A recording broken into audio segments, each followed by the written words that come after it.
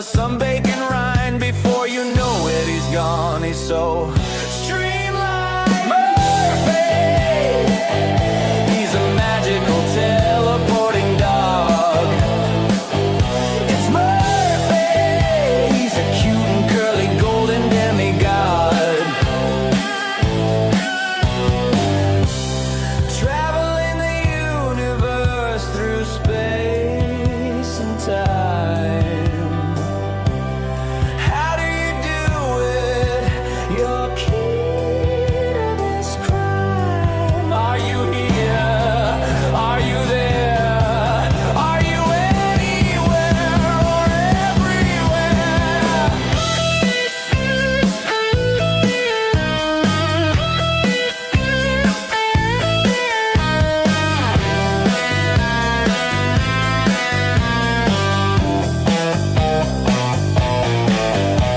Murphy, he's a magical teleporting dog. It's Murphy, he's a cute and curly golden demigod. You're such a good dog.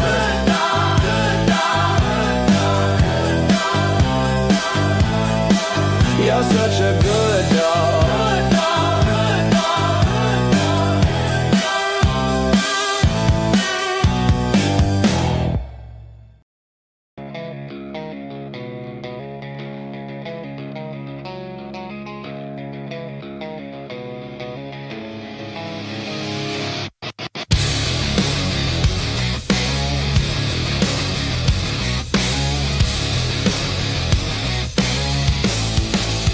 Crimes after dark, close the night out right. Panel at the table in that half-dead light. Miss Robin in the middle, calling every shot, directing and producing till the story runs hot. 1-1 from the city, badge heavy on his chest, towing that law like a wicked chain, spitting facts, no rest. Crimes after dark, we close the night out right. Tear through the lies till the wrong sounds like a fight. All of the answers buried so deep out of sight. We watch the threads unravel. We watch the threads ignite.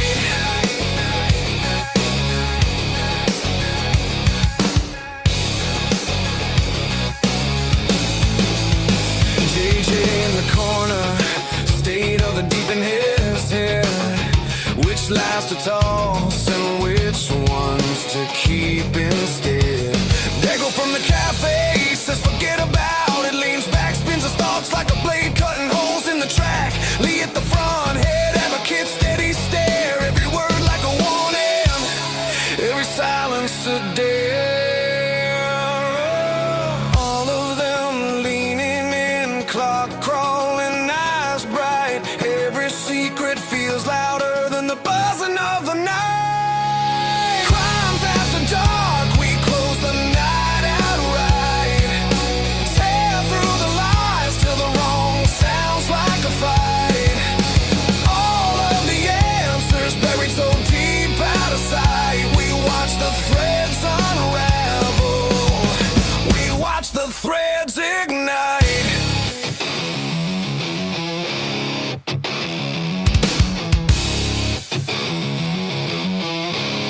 You can bury it in paper, you can lock it in a file, but the truth bleeds through, drip by drip, tile by tile.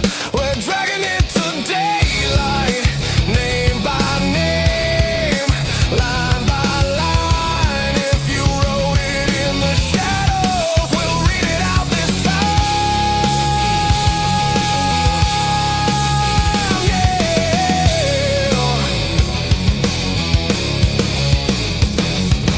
Crimes after dark, we close the night out right. Tear through the lies till the wrong sounds like a fight. All of the answers buried so deep out of sight. We watch the threads unravel.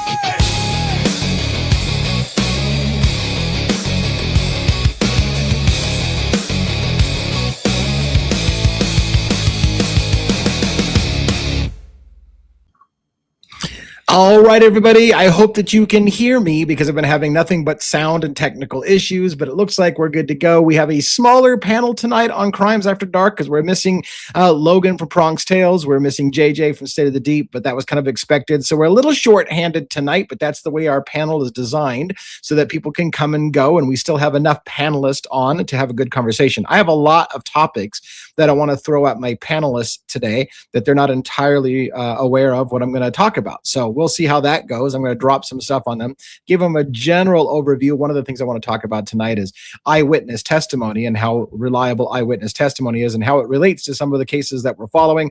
We're also going to do some deep dive into Idaho 4 tonight with the knife sheath, the timing of how long it takes to kill 4 people on 2 floors with one weapon. We'll talk about that a little bit, get some opinions. Some of it might surprise you. We'll see how my panel reacts to it. So we've got a lot of stuff on tap. I'm going to go ahead and by the way, for those who saw, there was 2 songs.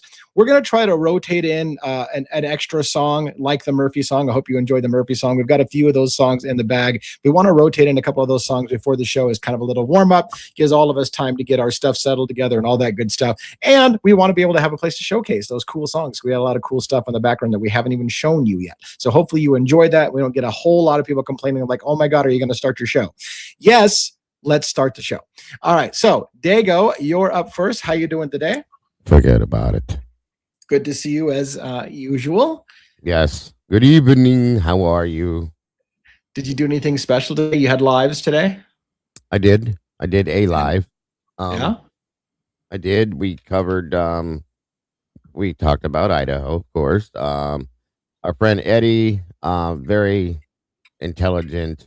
In my opinion, he pretty much had the case figured out the first week. He joined us. He's been a big part of the community.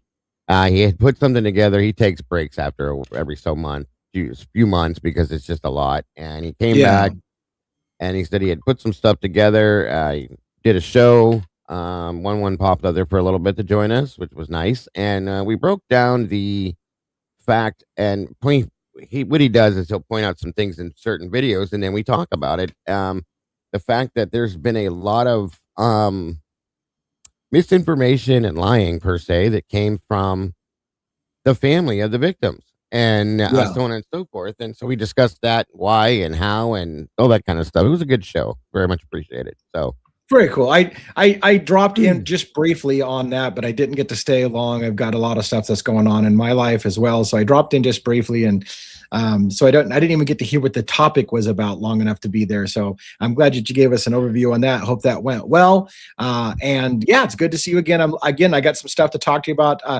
For those who don't know, my panelists don't always know what the hell we're talking about. Hell, I don't even know what we're going to talk about night after night because I do focus. I'm focusing on getting more long form videos out, like I put out this morning about some of Brian Koberger's post conviction relief options and what might be coming down the pipeline on that. But once I'm done with that, then it's kind of like, well, what are the talking points? And we do try to look around at what other creators are doing, what the talking points are. One of which, by the way, that I want to talk about is that whole knife sheath Amazon versus an actual knife sheath issue. We talked about that a little today too. Yeah, I'd like to talk about it tonight as well as and show some pictures and talk about something that Harsh Reality had pointed out. Get your guys' thoughts about that. Yeah, you guys looked at that too. Yeah, so I want to do it together as a team tonight. Yes, I'm excited about that. Well. Yes. Yeah. So we got that on tap. We've got. I've also got a recreation of the stabbing of Maddie and Kaylee in the upstairs bedroom, and awesome. It was a really good scientific looking video. And it brings up food for thoughts, things that we need to talk about whether that could have possibly happened in the time that they said based on this video. We'll show it. So we keep an open mind, talk about all those possibilities and see what we think as we look at that. I'm excited. And so it's going to be an exciting night. I'm ready to do this. Let's get Robin on. Robin, how you doing today? Thank you, Judith. Well, hello. Thank you, Judith. Yeah, welcome. How was your day today? How are you guys? It was pretty good. It was a beautiful day out. Took the dogs for a ride in the car. Haven't been able to do that a whole lot over the winter. So they love going on car rides. So we did that. So that was nice for all of us for a change. So nice. Yeah, so it was a good day. Yeah. So very cool. Well, it was just warm enough yesterday where I thought it's time to start going out and hiking. I kind of live in the mountains, and so when you even going from where I'm at up to the start of the mountains, there's an elevation change and it gets much colder, just a little bit of distance to go. And so I almost did it yesterday because it was a beautiful day, and then it cooled down today, and I was like, damn it, I want to go out and get on the mountain trail, and I want to take our dog up there. So I'm excited to get up there hiking in the mountains. By the way, Dago, before I bring up one, I went through my garage and I found an extra monitor. So I've got an extra monitor between my legs. Not that that's important, but it's down low between my legs and extra large so that I can look down every so often and see the chat a little better. So taking a tip off of your thing, I'm trying to get more attention on the chat because it's harder for me to see off to the side. It's really tiny. I got a big thing between my legs, which is great for the first time in my life. I'm excited about that. I can see that. And so, do we want to really know what you're monitoring? I mean, it's a good 40-incher. It's a pretty big thing. So anyway, here we go again. All right, let's bring up one and see how things are going with you. Keep that shit to yourself. You know, if it's not for an inappropriate joke every once in a while, it wouldn't be my show. That's what I do. You gotta laugh. You gotta laugh. That's right. That's right. So, what has your day been like? Anything new in your world? More training, and today's training was on domestic violence and health and wellness, believe it or not. Lots of health and wellness. Oddly enough, I'm sure many people are aware, and many, it's important to many, to anyone and everyone, but obviously my job specifically, I am with NYPD and with law enforcement. We do have a very high suicide rate. Very true. Officers? Very true. Yeah. Yes. I believe in. So I say interesting. I think in 2018, I don't remember the exact number. It was low, and they thought that everything was going well. And in 2019, we actually had, between multiple ranks, we had 10 people that committed suicide. I watched the documentary on that. It's true. Yeah. Yes. Yeah, it's a lot. Would you say it's specific to NYPD or generally across law enforcement? Yeah. No, I mean, it's just law enforcement and anyone would be some kind of first responder. Yes. It's a little different. I don't know how could I put it into the correct word. So, firefighters, obviously, they're in the line of fire, and deep respect for all of them. However, the big difference between, and we're all first responders, but the big difference between firefighters and law enforcement is, other than some crazy thing happening, like a 9/11 or God forbid something like that. Hopefully never again. Where everyone shows all of us support, but when it's not something big like that, generally people aren't they're not normally happy with police around. And why is that? Because we arrest people, we take people's freedom away. Firefighters don't really do that. They do a lot of stuff, but people are generally happy for firefighters being there. They're not generally happy with cops. So right. Yeah, no, I get that. When I was diagnosed with my PTSD, that was exactly the way they explained it to me. That this is because I was like, "What do you mean I have this, that, and everything?" Well, it's because of this, and that. And, medics, they see this, they see that. Police officers see this, they see that, blah, blah, blah. But they told those statistics to us. Like, police officers have the highest, out of all of us, the highest suicide rate, because it's a lot that they deal with, so it's really sad. We have the highest suicide rate. We have one of the highest divorce rates. We have alcoholism, crazy. drug addiction, all of it. Alcoholism, all this stuff. So, Yep. you know, but just obviously the stuff that we see and that we deal with, we're all human beings. So you have to have a way of kind of Release and disengage. So I know you guys are probably like, well, wait, you spend so much time doing this true crime show. Like, how is that? But yes, which is true. But this is a deep passion, and this show that I do, and that's probably one of the reasons why I enjoy it so much. And it is a release, debating and talking with Robin and Lee and Dago and all that. It is kind of like therapeutic in a way for me, if that makes sense. I don't know. Yeah, no, that makes Same sense. here. It Yeah. does. For me too. Yeah. Yeah, no, and it's a way to blow off some steam, and we make jokes and make light of things. Yeah, it's great. Right. Do police officers marry nurses a lot? Like somebody says, why do police officers, like, is that a thing enough that somebody needs to ask, why do police officers marry they do. nurses? Back them up. Yeah, they do. And because they're caregivers is what my mother, who's a nurse, told me. And she married my father, who was a police officer. So right. Well, yeah. So I love that you do have an outlet to kind of blow some steam off and whatever on this show and to decompress a little bit. I'm sure so yeah, it's a great thing for all of us as well. That we get to enjoy your insight on the job, and you get to let loose a little bit, and it's great.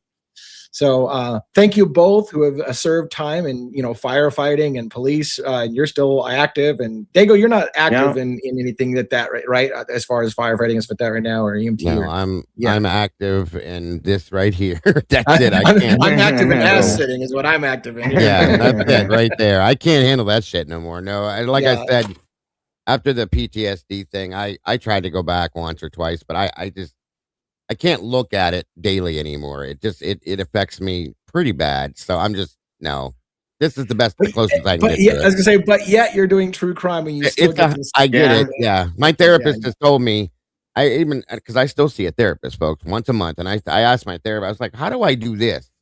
But this affects me. Or if I watch something on like a movie that relates to like what I did in the fire service or anything like that, that bothers me, but this doesn't. I can watch all this shit on YouTube and she was like, I don't know. It's weird. The brain is a weird thing, this and that. She goes, yeah. You probably get some kind of something out of it to make you feel better. Right. It's a whole thing. So yeah. Yeah. So not to get so emotional, and I know I mentioned, this is an adult show, so I know I mentioned suicide a bit, but really for anyone that's in our chat or anyone, definitely, if there is help, you are seeking help, don't be afraid to ask for help. Right. No, so I may wear a gun and a vest, and I have all these fancy toys. Everyone needs an outlet. We're all human. We all, never be afraid to ask for help, please. Right, exactly. Along that lines, real quick, I know you got to get a monologue out here shortly, but along that lines, real quick, I went into psychology as my preferred, career path.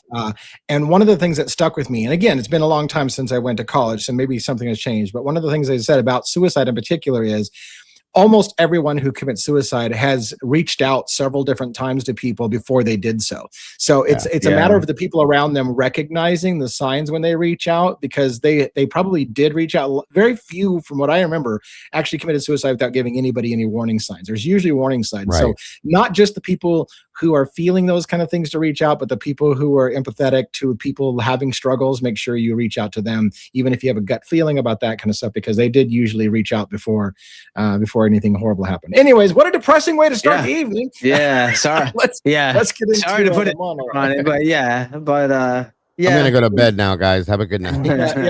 But the main point, health and wellness, along with exercise and diet, your mental health, your mental health is just as important, or may not, or maybe even more. But all of it, but all of it is important. So, all right, is it good to be alive in the den on a Monday night?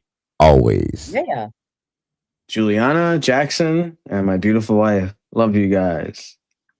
So, tonight's introduction is called 10 Doors After the Verdict.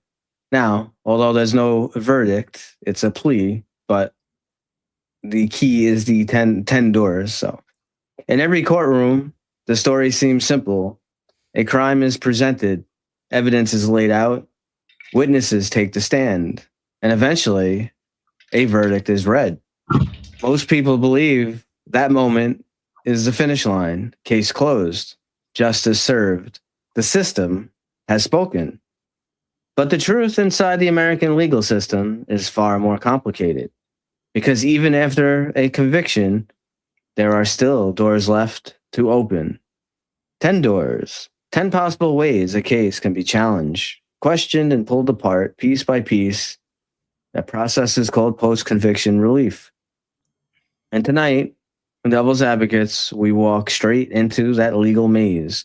Because the case that has captured the attention of the entire country, the brutal murders of 4 University of Idaho students, is still moving towards ultimate courtroom reckoning. At the center of it all, criminology PhD student accused of turning theory into reality, Brian Koberger. Prosecutors say the evidence is powerful. DNA recovered from a knife sheath. Cell phone data tracing movement through the early morning darkness. A white Hyundai Elantra circling the neighborhood. A timeline investigators say leaves little room for doubt. But inside the legal system, a conviction is not the end of the battle. Sometimes it's only the beginning. Because if a conviction ever comes in this case, the defense could still open 10 different legal attack points designed to challenge the outcome. 10 possible fault lines in the prosecution's case. 10 questions that could echo through the appeals courts. Tonight on Devil's Advocates, we explore them.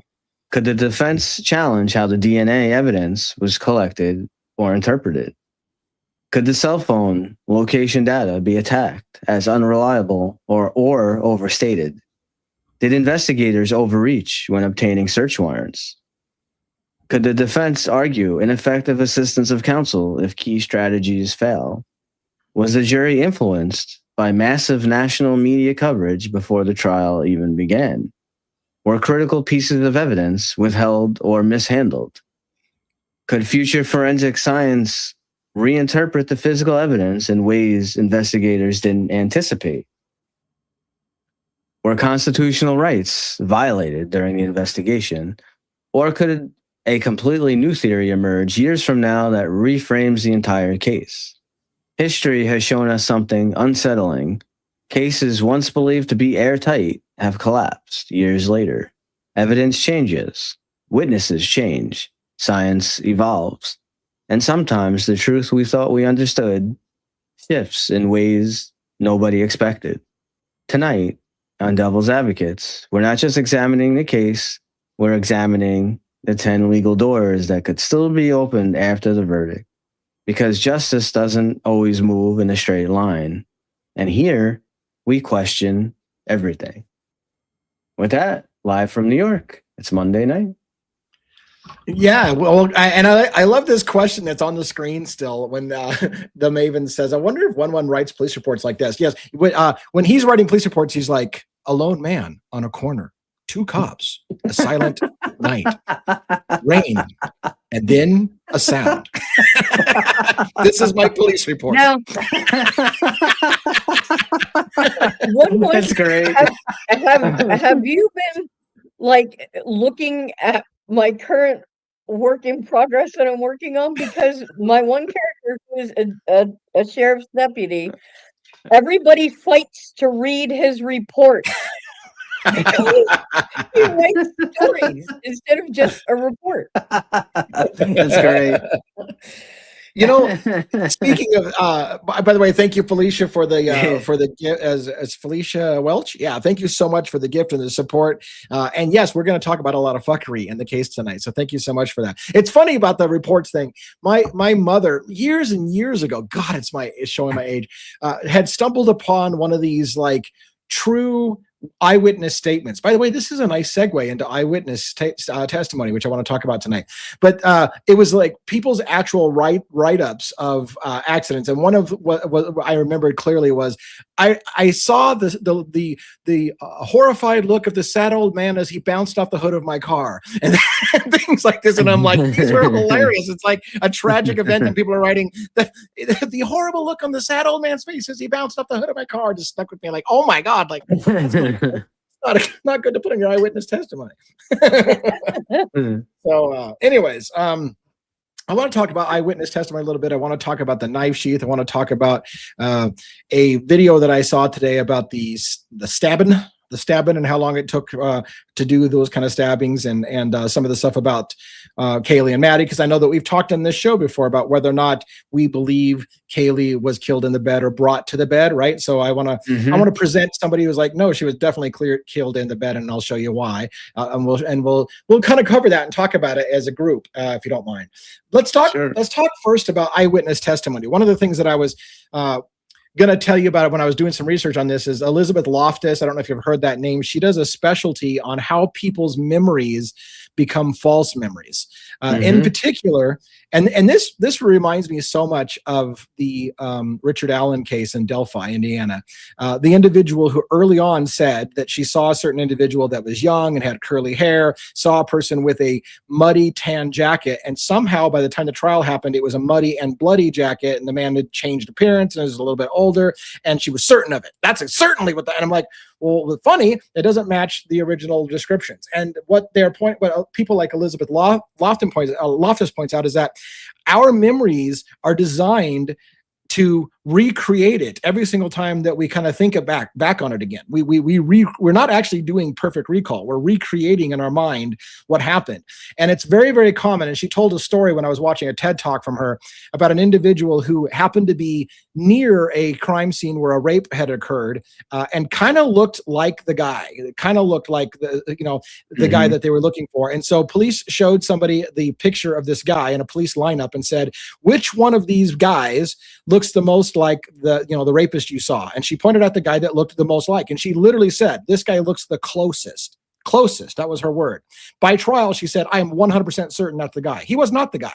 They later caught the guy and put the guy away that had raped like 50 women, and it was a repeat serial rapist. And it drove this guy so nuts that he got wrongfully convicted that he ended up dying of a heart attack from stress-induced anxiety over what happened to him. Lost his wife, lost his job, could never get it back.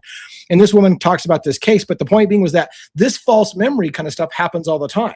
When someone says, well, could he have looked like this guy? And then your mind goes, yeah, maybe it was that guy. Yeah, you know what? That was that guy. And you trick yourself. And then your memory actually fools you into that's exactly who I saw, when it may not have been who you saw. And it's classic.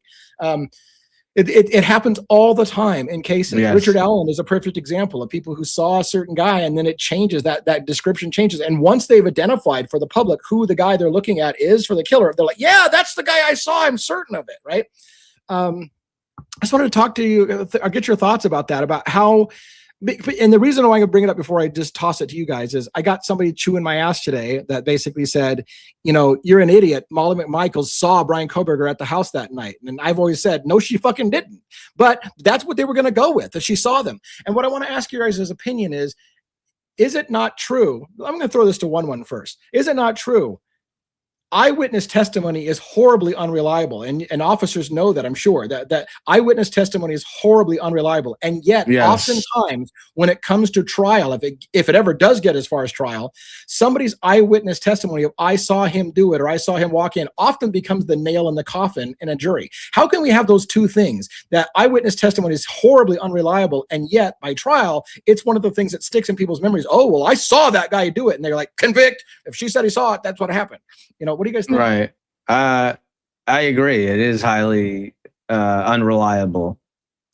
What happens where I work is that we have so many cameras and stuff all over the place that it's kind of used as a back. So, sure, could it, are there cameras everywhere? But if it's a crime where someone's being robbed on the street, you're probably a good chance you're on camera someplace. Could it be like in a train station or something? I mean, it's possible that there could be places that it's not, but they'll try to, at some point, you're going to probably be on camera someplace. So it also depends on how long in the past the crime was. So let's talk about that. Let's talk about that in a second. Yeah, go ahead. Real quick, I want to say thank you for the gifted membership. Hopefully somebody out there in the group tonight got a free membership on Bianca. And go ahead. Would you have something, Dago? I wanted to say the same thing to Bianca. Thank you. And it looks like Karen Bell received a membership. Welcome to the cell, Karen. And thank you, Miss Bianca. Yeah. God bless. Very sweet of you, hon. Yeah, and keep in mind, when people gift those memberships, it costs them that money. So they're doing you, if they're paying for your membership, and it's a really cool gesture to do for people.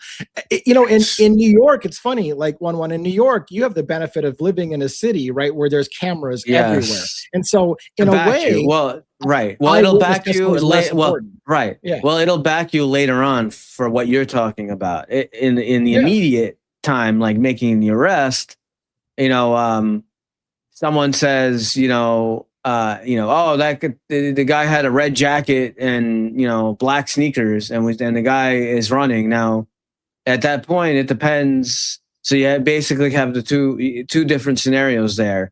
If I have the victim with me in the car, or the victim is actually with me and points out, oh, that's the guy right there.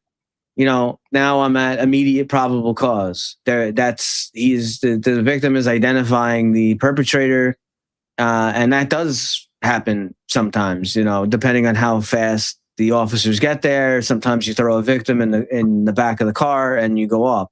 Many times, though, that does not happen, and you'll have officers that first respond to the scene.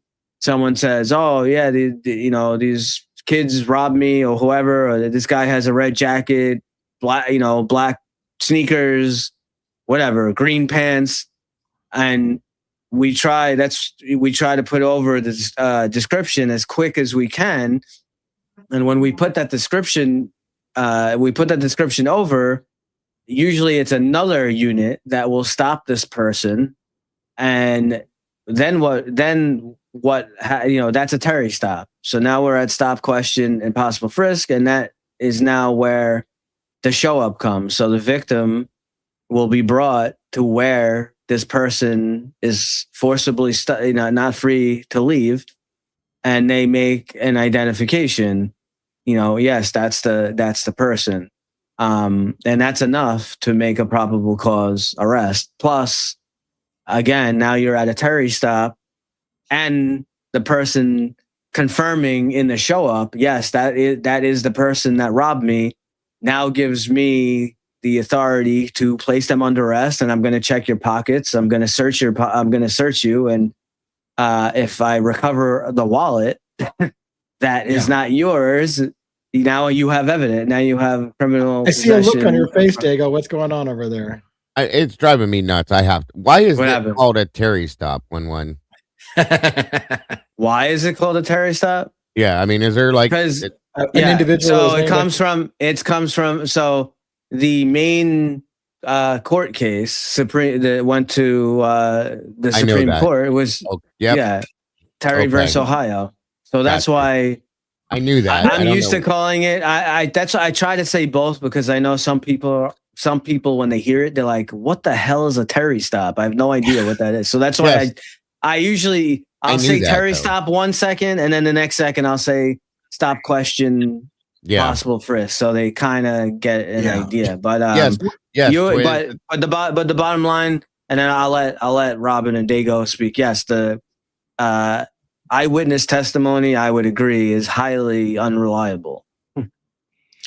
Yeah, and real quick, I think a long time was who was asking about the gifting memberships? It may be that you can't do it on your cell phone. I needed to say something about it, but yeah, on a cell phone, I don't think you can do it. I think you have to be on the computer, so that might be the issue. But it's certain phones iPhones and stuff, so on and so forth, that don't allow for it if it's not set up that way. Yeah, it's a pain in the butt. Thank So you for the thought, though. Yeah, I mean, Robin and Dago, do you have any extra thoughts on the idea of eyewitness testimony and reliability? I agree with 1-1. It bothers me because, again, it is too easy, and and I feel like it happens all the time. I'm not even saying it happens intentionally, but when okay, so let me give you a psychological principle. Did you have, by the way, Robin, did you want to comment before I get into this long-winded thing? Oh, I was just gonna say that that's why when you are asked, what did the person look like or whatever, they always tell you go with your first instinct. Don't Yeah. and don't hold it like and like you were saying earlier, Lee, like rehash and rehash and rehash, because your imagination will start adding on, because most people don't have a photographic memory that they can pull from, and you're going to start creating because that's where our human brains are. You'll start creating your own narrative and your own adding detail, so yeah, I agree that the longer you go and keep trying to think about it, the more faulty your memory might actually be. And I have to admit, so there's a psychological principle, and I just want to share it with people and put it out there I've seen it work on me before. People want to be helpful. People want to help catch the bad guy. And when somebody comes to you, like from law enforcement or wherever, and this has happened to me, so I'm going to tell you that this is not just. So they'll come to you and they'll say something like, did you happen to see what just happened? And they give some kind of statement, which the officer knows is incorrect or not consistent with other things. Then the officer might say, are you sure it wasn't a brown jacket instead of a red jacket? And a person will psychologically want to be correct for the officer because they want to get it right. So if he's like, are you sure it wasn't a red jacket? Oh yeah, I think it was a red jacket. And then it becomes, another person said the guy was wearing a red jacket. When it's easy, because we want to help get the guy put away. So all they have to do is kind of, and it might even not be intentional on their part. And I've done it myself, where I witnessed a car accident and I said I gave the truthful, what I thought happened. And he's like, are you sure it didn't happen like this? And then I was like, oh, maybe it did happen like that. And so that became my statement. But if we were honest, we would go with our first statement. Your first statement should be what it is. Right. You saw this, and if you were wrong, that's fine. But another thing that happens is, if you're like thinking, oh my God, if you just saw that, we're going to go bring you into trial, you're going to be a star witness. People want that too. They're excited about, I can be a star witness, but you have to say all the right things to be a star witness. So look, I can't put you on the stand unless you saw that he was wearing this and he had this color. But if you can say all those things, we'll put you on the stand. Oh yeah, I'll do that, because they want their 5 minutes of fame to get into the courtroom and be able to say, this is what I saw. And so you can be primed to put anybody on the stand because they want to be, and like, look, we can't put you on the stand unless you don't remember it perfectly. So here's what you would have to remember. Is that how you remember it? Yeah, that's how I remember it. Okay, we'll put you on the stand. Yeah. It's sad. I think it happens far too often. And it's, I guess the food for thought that I had as I was thinking through it again, as somebody was chewing my ass about Molly definitely saw Brian Koberger there at the house that night. I was like, it would have been too easy for them to say, look, are you sure you didn't see him there that night? Because it sure would go well for you if you saw him. Oh yeah, you know what? I think I did see him. And that would have been an easy primer to say that was, and for this person, that's definitive proof. Brian Koberger was there because Molly saw him. And I'm like, how could that kind of eyewitness, easy to prime somebody testimony, even if it had come into the courtroom, overweigh all the other evidence? You know what I'm saying? But it could have been, for some people, the nail in the coffin. Oh, we have all this circumstantial stuff, but the best thing is we got somebody who actually saw him at the house. So therefore it proves it, because all this other stuff might have been a little sketchy, but you've got an eye, because that would have been their ace in the hole. Yes. We've got somebody who saw him there. That would have been their ace in the hole. Right. But eyewitness, because they had no other way to place him there. Right. That was the only way that they could place him there. So that would have been perfect for him. But then that whole dash cam video came out and blew that out of the water. So I see that we've gotten this pinned on our screen several times about the bullet holes. I wasn't going to reply to it, but it keeps ending up on our screen. So maybe we need to talk about it. Who wants to take a stab at that? No pun intended.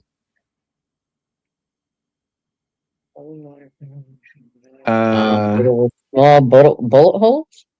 I Bullet holes, never, yeah. never saw See, that. I don't even. I didn't even want to comment on it because I'm not prefaced enough to know. And I mean, don't I like to just- know. Yeah, I don't know. Yeah, I know they took chunks of the wall, but I don't know if it was necessarily for that. I don't They think know it was Yeah. bullet holes. that's a I've only normal thing seen that one they hole do. that was on the outside of the house. That was Yes. kind of like a bullet hole, and Yes. even then, Yeah. you can't tell when it Just happened. one, yeah. Right. Yeah, there Right. was one. And that was from the exterior. We've never seen anything Right. showing the interior. Coming out from the inside, right? Right.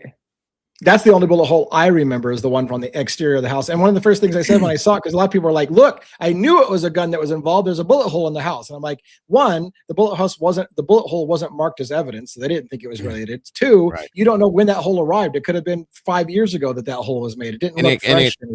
If there's multiple holes, those could have been stab marks. Those could have been bludgeoning marks. They could have been Yeah. things that were there before. They could have been multiple things. And then again, it could just be a hole. It doesn't mean it's an actual bullet hole. You know what I mean? Yeah. So, Right. Mhm. Yeah, and like sausage biscuits adding to the whole like eyewitness stuff. It's not even about people pleasing because a part of that is like part of it is like, hey, I want to get this right for you guys. But yeah, the science of memory is insane, and that's why I think that TED talk from Miss Loftus was really cool. She was talking about this. That's what she's devoted her life to is the science of false memory and how we recreate things, especially when you're being primed to. Are you sure it wasn't this? yeah. So yeah, I agree because there could be a description you could have said that could make or break the case. Yeah, I mean, sure. A lot. That's the thing. Juries are persuaded a lot by Here's the thing: people don't seem to realize this. Juries are persuaded by people who connect with them. So if you get somebody who's charismatic and can get on the stand and looks believable, you can say whatever you want. And again, case in point, the book Framed, where a guy who was kind of a quack scientist convicted a lot of people with his testimony, his expert testimony, because he resonated with people and he would say things and people would be like, "Oh yeah, that guy, I believe every fucking thing he says." Yeah, because it's in that book. It's in that book.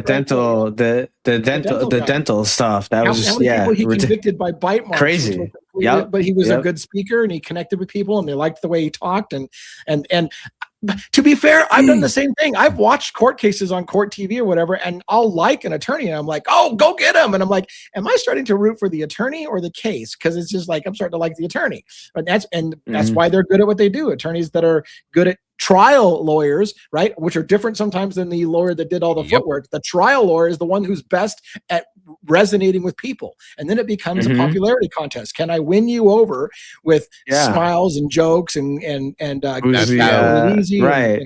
Who's the better showman? Yeah, right. That's how I became such a big fan of Ann Taylor. just being honest. It works with YouTubers too, which is why my channel's not bigger because I'm just not that charismatic of a guy. Probably. Probably true. Yeah. My thesis on memory had to do with learning second language and if it actually improved your long-term memory. But the rabbit hole of memory was completely insane. It's not completely understood. I agree. Yeah, and it sounds like that's a bigger topic that would take a while to discuss. But anyways, I thought it was, I wanted to point out, let's see, what other cases that we talked about were eyewitness testimony. So in the Idaho 4 case, we for sure have a question about the eyewitness testimony of Molly and whether she saw Brian Koberger there. We've got the eyewitness testimony of Dylan Mortensen who saw somebody with bushy eyebrows after being prompted several times about it until she got the whole bushy eyebrows thing. So how good is that eyewitness testimony? And don't forget they had her draw the balaclava. Right. So, so you're priming her to say this is what you saw, right? Yeah, draw what you saw, not just talk about it. So there's a whole other, visual memory, so to speak. So you're putting that down on paper. In Idaho 4, is there any other critical, now again, not what's caught on camera, somebody's memory of something said they saw, are those pretty much the big ones that Molly's saying she saw Brian Koberger there and Dylan saying she saw that? What other eyewitness type testimony that would have been critical? Well, some of them are lies, I think, because Steve Gonsalves makes a statement where he says, I saw Brian Koberger get out of his car and go in the house. And then there's another one where it states that they saw Maddie and Kaylee get out of the car and go in the house and then come back outside with the dog, which is not possible. But those things, very unreliable in my opinion. And how many of those would have been presented at trial? Would they have brought people in to say they saw things that they didn't see just because it would make probably all of them? Story? Yes. Yeah. Yes. Sadly. I And In there were Delphi's case, probably, yeah. but there were probably people who would have gotten on the stand and said they heard Murphy. Yes. You can't see Right. who was No, barking. that's said all the You time. can't. Yeah. Here you hear Murphy barking, and I have to constantly tell people you don't hear Murphy, you hear a dog barking. Mhm. We don't know. So- we don't know Right, who it a is. dog. Right. Right. You don't know what dog was barking. Right. There were several dogs living right close in that area. So you My don't wife know. and I walked the neighborhood. you know? You guys heard dogs just like the dog you hear in that camera barking at us as we were walking around. And you guys, Right. several people said, "Oh my God, that's that same dog bark." So maybe it was, maybe it wasn't. But the point being is that there were several dogs in the neighborhood that could have made Right. that. But everybody still says you heard, and they'll use it like it's definitive. See, there's proof. Murphy barks at 4:17. That's proof that the killer left the house. Like, one, you don't know that it was Murphy. True, you don't know what the fucking dog's barking about. Three, you don't even know what house the dog's barking And, from. You Right. can't see any of those things that you said. And to add on to that, we don't know the dog, but we do know at like 4:50 or whatever it is, there are two dogs barking, two different dogs. That's right. So they both can't be Murphy because it's two different dogs barking. So Right. Do you guys think there's a camera? This is from Extraterrestrial Highway. Do you guys think there's a camera that disappeared? Why would they make that up? And Payne said SV1 could be seen parking behind Molly. So is there a mysterious camera that was talked about in police reports that disappeared? Yeah. There's no video of Koberger parking behind Molly. And No. Nowhere. Yeah. And he actually retracted that statement and changed her statement there. So yeah. I just left the ID Bar annual meeting kickoff session for Latitude 1904 says the keynote speaker commended Ann Taylor and Massoth for their courage and good work on the BKKs. Oh, nice. So I take it if you were at an Idaho Bar annual meeting, you must be an attorney. So very cool. Thank you for your support in the legal system. And don't take it offensively when we talk about all the systemic problems with our legal system. But we always like to have lawyers and professionals in here to give their thing. So very cool. Thank you for doing that. And interesting for that little I'm glad piece to of hear information as well. I'm glad to hear that. 'Cause I love Ann Taylor. I do. Yeah. And somebody was getting mad at me because I made that video today where I talked about one of Brian Koberger's options for post-conviction relief is ineffective counsel. And people get really upset with me and I say that. Ann Taylor did not give ineffective counsel. That means she was a shitty what attorney. it means. It does not mean she was a shitty attorney. Yeah, no, good. it has nothing to do with She that. even she even gave some breadcrumbs about that. She said it herself. Right. She was saying like about herself, possibly. Right. Like, she was kind of foreshadowing a little bit. The judge made it impossible for her to serve her client the way she should have. Period. It doesn't mean that was her fault. Yeah. No, it's not at all. Counsel does not mean it was the attorney's fault. There could have been things preventing them from giving effective counsel. Bingo.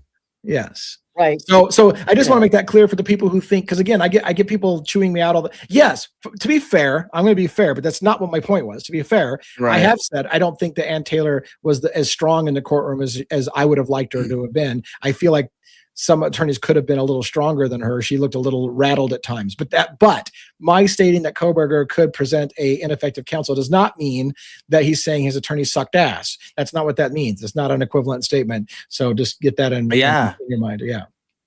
And I think Ann Taylor is a lot smarter than some people give her credit for. I mean, early on, she mentioned the 7 minutes and 26 seconds that were missing. All kinds of different stuff. So I think she's well aware of many of the facts. I'll ask you guys a question too, because I know a lot of people that say that she needed to be stronger. She needed this. She needed that. Now, let me ask you guys a question. This is how I feel about it. Yeah. If you knew, okay, let me, how can I phrase this? Okay. If you knew that say you have a car in your driveway, okay, and you know for a fact that if you go out there and turn that key, it's not going to start at all. Are you going to go out there and do it? Right. No. Right. Why would you do that? You know it's not going to work. So why would you try it? Right. Exactly. And that's exactly my point. She knew. She absolutely fucking knew that no matter what she did, it was not going to make a damn bit of difference. It wasn't going to do anything. So in turn, she did what she could do. She saved a man's life. And the story. And I feel, this is my opinion only, of course, I'm not putting this on anybody else, that this way is buying her so much more time to be able to do other things in the background. In my opinion, if that's what's going on right now, that's what I think it is. So Yeah. I do he too. wasn't going I to do give her too. anything. So Yeah. Yeah, and I think she was kind of once he did not allow anything to do with alternate suspects and so forth. She saw definitively the writing on the wall and said, I'm not going to keep beating my head against this wall because this judge is not going, he's trying the case for the prosecution. He's acting like he is judge, jury, and executioner. And so I'm not going to get anywhere in his courtroom. And I right, think, like Dago said, she did the best she could for her client, which is we all know Ali Benevento, who is on this show quite a bit, has said Mm-hmm. that's what you do for your client. You do the best you possibly can. And if it comes down to the only thing you can end up doing for your client is to save their life, then that's what you do. And I Right. think that's where Ann Taylor was at the end there. exactly. WSU mom. That's absolutely 1,000,000% exactly how I believe. She knew. I think she knew from even as soon as the venue change took place. Okay, This is hysterical. that's awesome, Bianca. I know. That's awesome. That is awesome. That's hilarious. Yeah, I think she knew, like, from the moment the venue change took place, it was done. She knew right there the first time that they interacted with Hitler, this man is not going to do anything for us. He's not going to give us anything. He's not going to allow anything.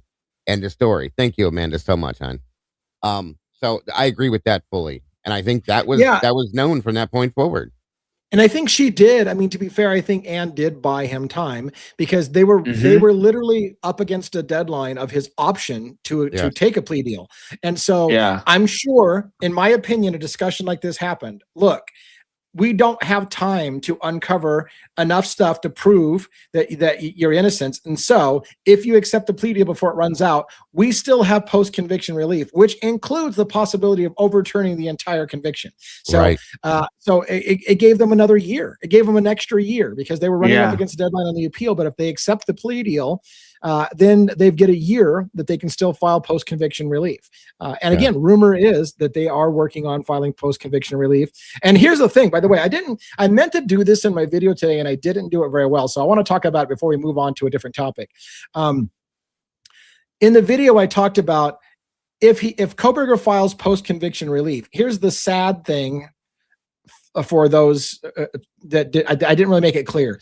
If he files post-conviction relief, it's Judge Hippler himself who will decide whether or not Brian Kohberger's post-conviction relief gets addressed or not. He can say, nope, bullshit, not going to happen. And basically, Hippler's already said that's what he intends to do. If Kohberger intends to file PCR, post-conviction relief, he's just going to say, nope, sorry, not going to happen in my courtroom. So the same judge who's accused of not giving him a fair trial is the one that's going to be allowed to say, not going to hear your post-conviction relief.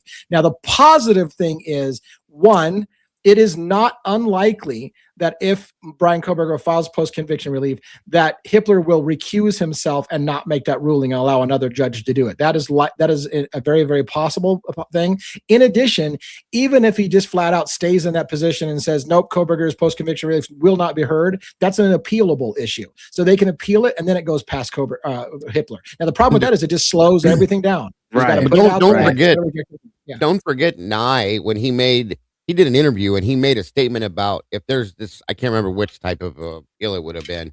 He said that it would go through his office and we would absolutely kick that right back. Yeah. Okay. So, like, again, there's proof that the prosecution, the judicial side of these things as well, they don't care to hear the truth. They just they have to decide how it's going to go down. Yeah. They do not. Yeah. No, it's all a joke. WSU lawsuit is a factor? Question mark. So plus the Hunter versus Idaho case, if one could open the door for appeal. I heard Hippler is retiring. So let me. That's like a whole bunch of things. Yes. I don't believe Hippler's retiring. Hippler signed up for another. I can't remember if it's a 2 or a 4 year term, but he re-upped. So I don't think Hippler is retiring anytime soon. for those who think think- that might happen. I don't think it is. But I thought it was January 2027. I thought he was 27. Yeah. 27. Yeah, so it takes him Yeah, through. So what 27. I'm saying is that it takes him through Koberger's post-conviction relief options, right? Because Koberger can only file post-conviction Yeah. relief up to August of 26. Hitler will still be on the bench. He's not retiring Right. before that. Yeah. But Now, he may be right, retiring Tony, after that. right. But the thing is, this shit takes so long with all these different motions. There is a good chance that if BK has to go through another trial, that it probably would not be Hitler. I think it was Pov that said that I think he had a theory on that once Hitler retires or something like that, that he'll allow something or something like that. That way it doesn't come back on him. Sure.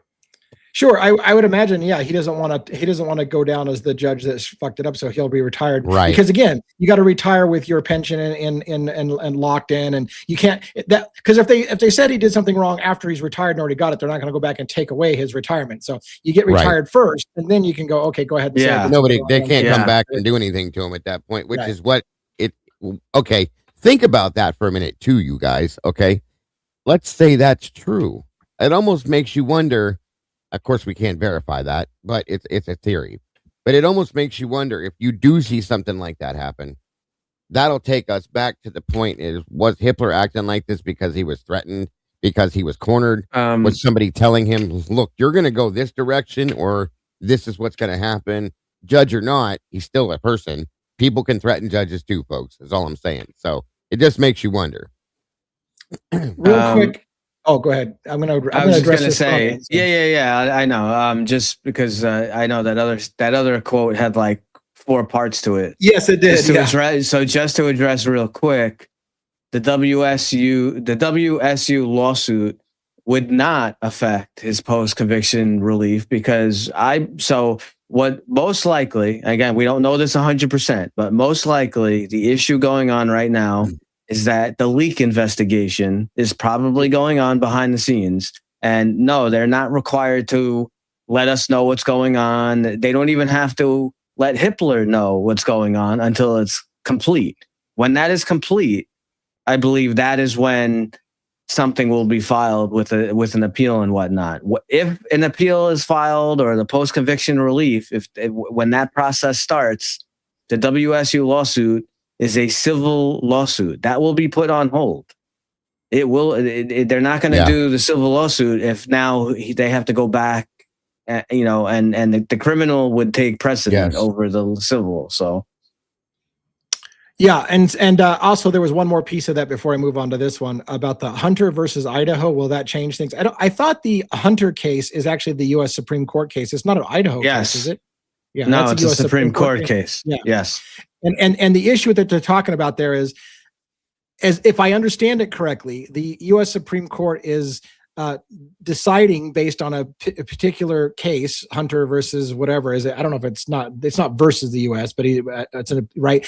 They're deciding whether or not a person can waive their constitutional rights to appeal. Can a person actually do plea deals where they say, not only do I plead guilty, but I waive my right to appeal? That itself might be unconstitutional. Yes, right. The U.S. Constitution is deciding whether or not it's even legal to do these kind of plea deals where we say you have to plead guilty and you have to waive your right to appeal. That may be in itself unconstitutional. So yes, if that gets ruled upon, and it has to get ruled upon. They don't always rule on everything, so they have to make a ruling. And if they rule on it and they say that it is unconstitutional to waive your right to appeal, then yeah, of course that will impact Koberger's case as well, for sure. So great questions. I want to address real quickly do we know where the rumor of post-conviction relief filing is coming from? For me, I can only tell you this. As I have become more entrenched in true crime in the last year that I've done it, I have started to learn which YouTubers, true crime researchers I can trust and which ones I can't when they say certain things, whether it's coming from a good place or not. And I know certain YouTube creators have inside personal relationships with people very close to the case. And all I can say is this: when I'm hearing the rumors, I'm hearing it from people who know the right people and are saying, it is coming. So so part of it's coming from me, I guess, the rumor, because I'm hearing it from the grapevine, or people who know people are like, yeah, so and so is talking to so and so, and I can't name names because I don't want to get anybody's career in trouble for talking. But from what I understand, people who are in the know on the inside are reporting kind of through the grapevine. Don't drop names, but it is coming soon. So hold your hat. So I believe it's good enough that I'm saying, look, I think it's very likely.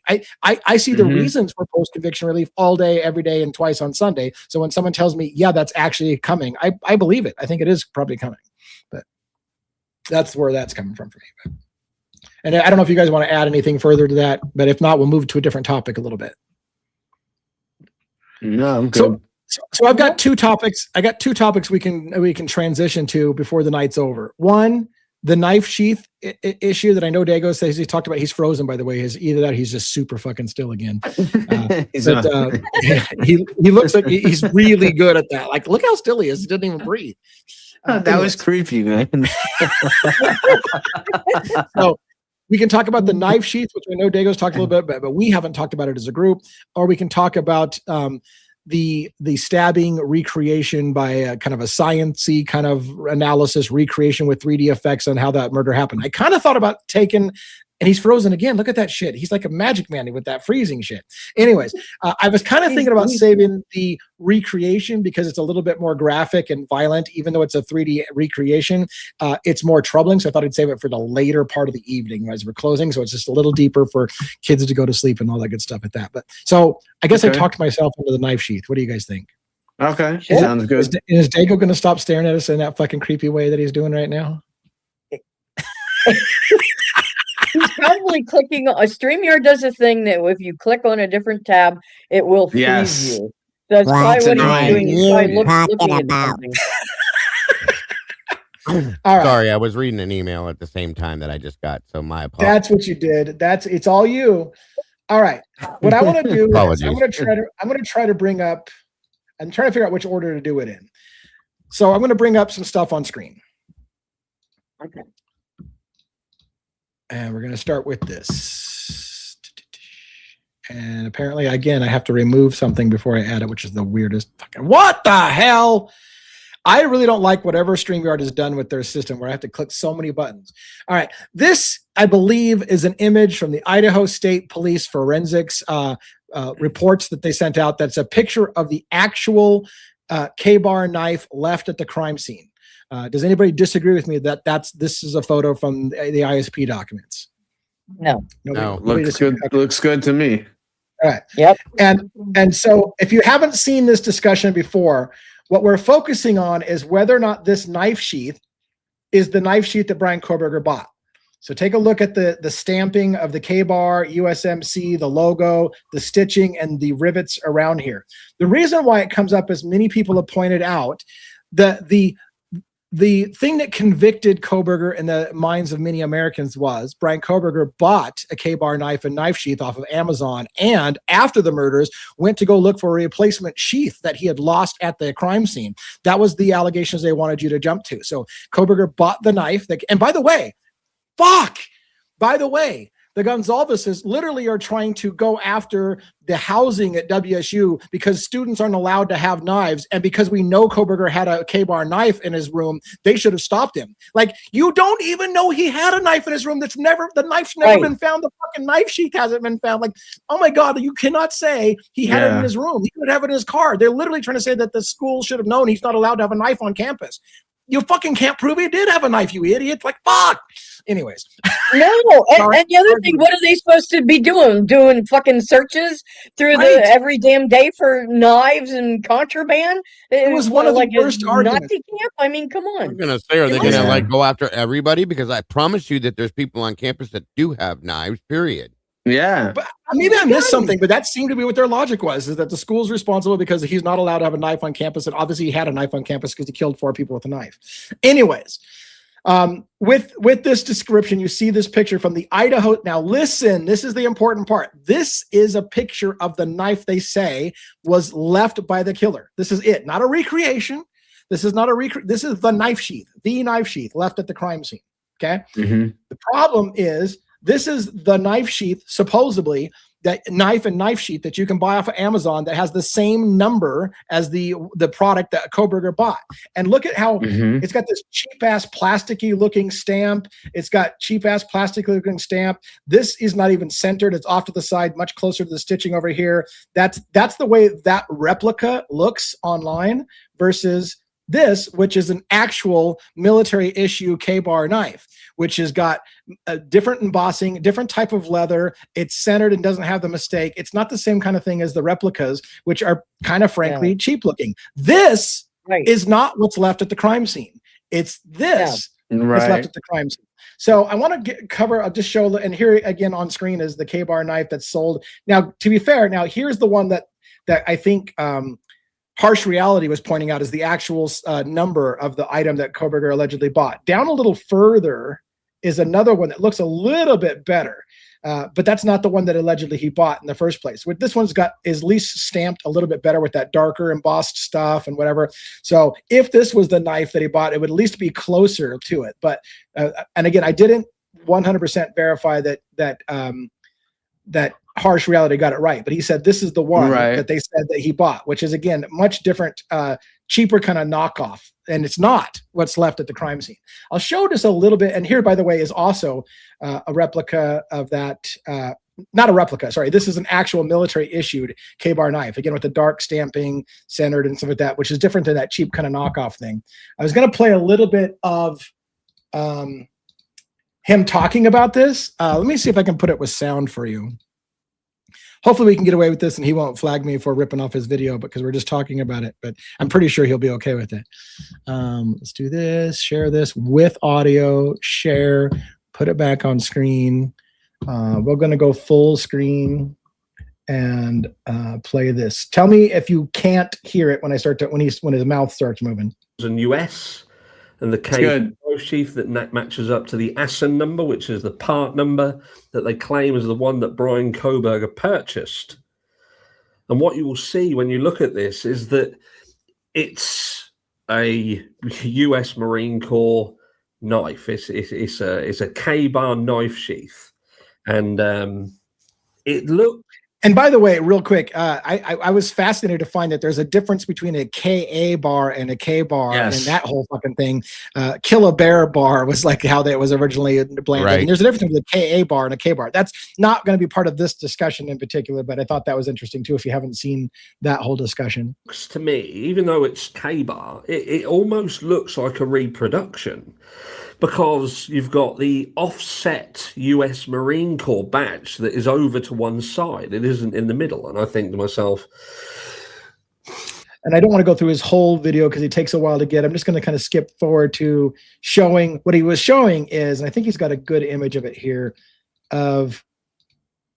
So there's kind of more of the way it should look, right? But it's not the one that's on Amazon. And they're saying that Koberger bought his knife off of Amazon, but that is more of an authentic type K-bar knife, which, and I guess that's all we need for that moment. What the point being is that did the killer have an actual military issue knife, and Koberger's buying a K-bar knife on Amazon was just conveniently something they can use to make him look guilty when it's the most commonly sold knife in the world.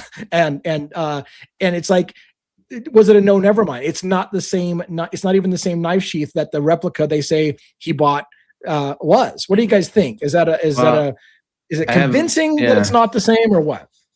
It's the only thing that I would add to that. Definitely, it's not the same. It's different. But to correctly 100% vet, I get what Harsh Reality is saying there, that it doesn't match, but we would need to know, just remember when you buy things, I know he's got the number, I know he's got the item number and whatever, but this was bought in 2022. We would need to know if sometimes you buy an item and they change, places change manufacturing, they change labels, so that is important. So I'm not saying that Harsh is wrong. I'm not saying Harsh is wrong, but we got to be. You want to make sure that we would have to find out what did the knife look like in 2022? That knife that was bought. You We would did have look- to we get a did- hold of the manufacturer Right. and actually ask him what batch that Right, particular exactly. weapon. That's you my would have point. to know Right, exactly when he bought right. that original weapon and Right. ask him what batch it came out of from the production line. Yeah. Yep. Yeah, Yep. and what were you saying, Dago? You popped on to make a brief appearance and went away again on us. We did make look into that then, like back then, and then most recently again, it's the same manufacturer. For those ones. Now, I'm not saying that, like Robin just said, is a good point you made with the batch. Okay, that makes a difference, I think. Yeah. Yes. But one thing that needs to be understood, something I think some people get a little confused with it. If this was military issued, whichever one, okay, with that USMC stamp, it's Marine Corps. So Yes. it would not be issued Right. by the Army, the Navy, the Air Force. It would be issued Nope. by the Marine Corps, this one, because they Yeah. have them for Right. every service, okay? Mhm. Right. Right. Because I saw a couple people saying certain things, and I said, well, it would have to have been somebody that was a Marine that ended up with this, not Army, Navy, Air Force, whatever. So, yeah.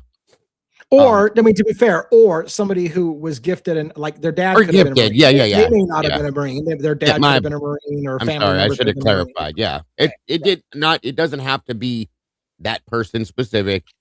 Guys, this could have been stolen, sold, bought, gifted, any of that, but it came from the Mhm. Marine Corps. If you're going with what Harsh is saying as far as being given by the military, yes, that's all I was clarifying. The Mhm. Marines don't give it to the Army don't give it to the Marines. It's Right. from their service. And Anyway, keep also in mind too that you can go to any Army surplus store and buy Yeah. some Yes, you authentic can. knife, Yeah. whether you were in the Marines or whether you're just Joe Blow and You want to can. collect World War II memorabilia. absolutely, yeah. Right. absolutely. But regardless of where it came from, it's obvious by looking at it that it was not involved in a bloodbath. Yeah, like the knife that they show from the crime Right. scene. Is No. and by the way, I want to mention one more thing about the knife sheath before we move on too. Then, you know how we had some discussions about how the knife sheath in the photos, the crime scene photos, almost look like the knife sheath was placed there, right? Mhm. You remember having some of those discussions, and somebody even said, I think somebody like a reputable, a mainstream media source said, "Boy, it looks like they might have placed that knife there," suggesting that they kind of like before they took the crime scene photos, they arranged some things so it would be easier to take a picture of it. Right? They're like, "Did they move that knife? Because it looks like it's placed there." So we've talked about that a lot, right? No, Mhm. Yeah. I threw a photograph backstage. This is a K-bar that was issued by the Marine Corps to a Marine Corps sergeant. If you can see it, it's a little harder to see, but hold on, let me move this down. I should be able to back it out. There we go. Is it blown up too? Yeah, it is. There we go. Okay, so it is definitely the darker version. If you can see it as compared to the lighter leather. Yeah. And that is the one. This was issued, like I said, by the Marine Corps to a Marine Corps sergeant. So just to give you guys a little like insight into that, you know what I mean? Yeah. And so yeah, thank you very much for that. Where I was going with the whole we talked about whether or not the knife was staged thing. Right. Is I saw a video today by somebody. I don't know how old the video is. It was just when I was scrolling through YouTube, where a guy said that the headline was something. Did Koberger want us to find the knife sheath and staged it to be found? And so then it became, oh yeah, it was staged because Koberger literally left the knife sheath and wanted you to find the knife sheath. That's why he staged it so that it would be the way that it was because Koberger That's staged the ridiculous. I have one little problem with ridiculous. that. Yeah. That's ridiculous. My one little problem is how did he do that if he wasn't there? Yeah. So anyway, I just thought it was interesting because it's one of those things of like people see what they want to see, right? If you know that if you believe 100% that he's the killer and the knife looks staged, then the solution must be the killer staged the knife because you already know that he's the killer. So therefore the solution must be, and you got to work through the mental gymnastics. Koberger must have staged the knife to make it, to have it be found. So yeah. And to be fair, this video that I want to show now, which is the recreation of the crime scene as we kind of take out talking, is kind of along that lines. I liked this. Maybe you guys know her. I'm going to put her up on screen so you guys can see her first. This is the individual, Asget Industries. Industries. Have you seen this lady here? Yes. Yeah. So to be fair, what bothers me a little bit is she can do this because Brian Koberger pled guilty. So I guess you can do it. But what I don't like is when she's describing what happened, it's all definitive. Like Koberger did this and then Koberger did this. And here you can see how Koberger did this. So she just keeps telling you it's Koberger, it's Koberger, it's Koberger. And she can get away with that because he pled guilty. So she doesn't even have to even pretend to say it's somebody else. It would have been nicer during her description if she said the killer did this, or we think the killer did that, and show her recreation rather than saying this is what Koberger did, because it just keeps planting in people's minds that it had to have been Koberger that did it. But if you can set that aside for a minute, there's some interesting things. Have you seen this video, Dago, or not? I did see some parts of it. All right. I'm going to play a little clip of this, and then I'm going to get to the recreation at the end. I thought it was interesting watching her describe, just because I didn't know this about blood spatter, and she described some scientific math formulas that you can do on a blood spatter droplet to find out directionality and things like that I thought was really fascinating. And I had to look it up because I was like, how the fuck can you take just the width and the length of a drop of blood and tell what direction it came from those two items only? And she explains it. So then I was like, bullshit. So I go online and I start to look at it, and she's basically right. Like with one minor exception, you still have to know where the tail was coming from. But I'll show you real quick. With all the new evidence released, we have a better idea of what happened to the Idaho 4 college students in Moscow the night. I'm going to skip to the part where she's recreating. So what you can see here on screen is she's recreating how they were laying in bed, and what she basically is going to tell you, jumping ahead, is all the attack happened up in the upper part of the body, not down in the lower part of the body. She makes a big notice about where my mouse is here, where his knee, and again, she'll say where Koberger put his knee. I would say where the killer put his knee. So the killer put his knee there. When he left this indentation in the mat. So he mounted them and stabbed them both right here in the upper part of their body. The blood didn't get down here on the blanket down here, and this is his knee mark. And then she explains how that all happened, and then she shows the directionality based on where blood spatter was, and kind of works out a whole bunch of scientific-y shit that was pretty fascinating. Of which I'm going to get into her explanation of the blood drops here. Direction, she's talking about directionality. This shows that the blood came from, the tail starts from the direction it's coming from, and then the wider part is the direction it's going. So she's showing that based on the splatters on the wall, you can tell what direction the blood is coming from. And then she got to a little sciencey thing that I thought was interesting. It's worth watching if you guys haven't seen it. Here's where she's talking about explaining how you can tell where it's coming from and the directionality. Now we'll measure the droplet, which will tell us what angle the droplet hit the surface at. This is simple math that can be done with a calculator, and I'll show you how. You take the width of 4 millimeters in this case, and divide it by the length of 6.8 millimeters. Notice how we exclude the tail and round it off to get the length measurement. Now let's do the calculator work. We enter the width first, 4 millimeters, divided by the length, 6.8 millimeters, and this equals 0.588 in infinity. Now go to the trig function shown here on this calculator and select the second key. This will inverse the sine key, and once you press it, you will have the simple results of the angle that the splatter came from. In this example, it's 36 degrees. So I thought that was like fascinating shit. I'm not a math wizard, so freaking sines and inverse sines and cosines and second functions and trigonometry. Fuck, I'm out. As soon as you said trig, I'm out. But it was interesting nonetheless, right? And when I looked it up online to say, can you really determine directionality based on just two dimensions, the length and the width? It basically said yes, and kind of went through her same math formulas. But it did say that you kind of had to know the direction of the tail, which is weird because she said excluding the tail. Well, excluding the tail for the measurement, I guess, but you still kind of have to know where the tail's at. Go ahead, Dago. Oh, real quick, I want to thank Bianca once again for dropping 5 new memberships that went to in Strip Club, WSU Mom, Twiz, Mustard Mischief, One More Rock. And thank you so much for that again, Bianca. So very generous, and God bless. I appreciate you very much. All right, now we're going to get into the little bit more graphic stuff. So these big circular balls, she's indicating are points of attack, right? So the blood spatter is coming. So if you trace the directions from the wall in the direction that it's coming and then find where the point of convergence is, you can see where the attack is. So she's explaining this is how crime scene recreation figures out what happened and where they were attacked at. So it's, for what it's worth, that's what she's working through. And then she's going to show a recreation of how it happened. And that's where it gets a little difficult for people. So if you don't want to see it, you might want to look away. Again, it's just this 3D model. So it's not actual blood, but it's a recreation of, and what I want to do is I want to show the timing because she'll say that it can happen in 35 seconds. And so, we have to ask ourselves, you look at it being played out. Can this happen in 35 seconds?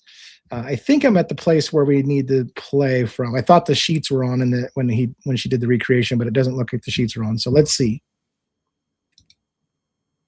And of course, I got this big spinny wheel of death for fucking no reason whatsoever. Right when I'm trying to show it. Okay, here.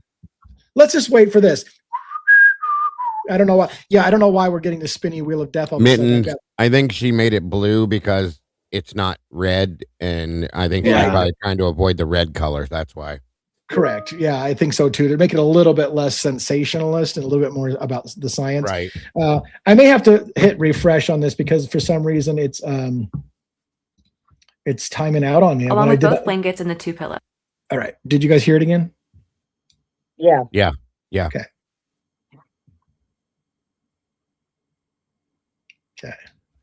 All right, I think this is where we're going to get to the recreation. All right, so again, if this is bothersome for you, go read a book, get a coffee at this time. And that's what he did. Here's how this is believed to have played out.